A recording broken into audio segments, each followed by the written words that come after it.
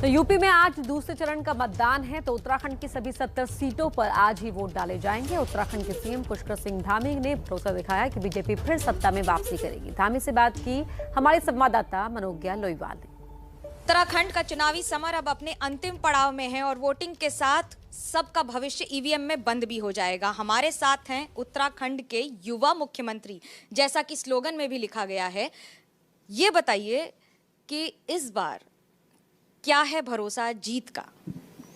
नहीं, जो माननीय प्रधानमंत्री मोदी जी के नेतृत्व में उत्तराखंड में काम हुए हैं पिछले 5 सालों में, पिछले 7 सालों में, चाहे वो सड़क का क्षेत्र हो, ऑल वेदर रोडें हों, भारतमाला श्रृंखला की रोडें हों, या हमारा हवाई सेवाओं का क्षेत्र हो, चाहे देहरादून का हवाई अड्डा हो या हवाई सेवाओं की बात हो, या हमारा पंतनगर का जो एयरपोर्ट है उसको ग्रीनफील्ड एयरपोर्ट बनाने की बात हो, या पिथौरागढ़ की जो हवाई पट्टी है उसके विस्तार की बात हो, चिन्याली, सौड़ा और गौचर की हवाई पट्टियों को विस्तारीकरण की बात हो, सभी पर तेज़ी से काम हुआ है। इसके साथ साथ स्वास्थ्य के क्षेत्र में ऋषिकेश में एम्स की स्थापना हो गई है, उसका संचालन भी प्रारंभ हो गया है।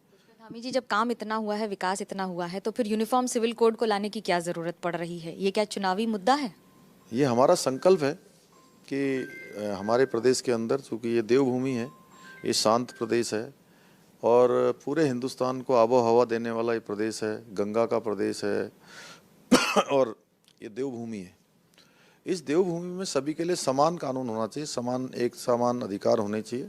इसलिए हमने तय किया है कि हम यूनिफॉर्म सिविल कोड यहाँ लागू करेंगे। हम संकल्प लेते हैं, नई सरकार के गठन होते ही जो है सबसे पहले हम प्रबुद्ध जनों की, विधि विशेषज्ञों की, स्टेक होल्डरों की कमेटी बनाएंगे।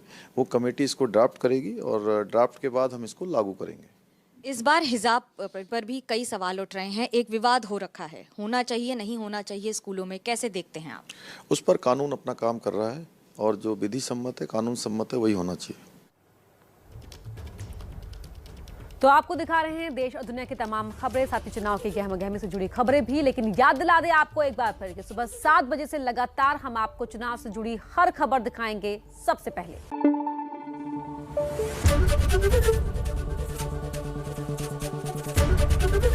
एबीपी न्यूज आपको रखे आगे।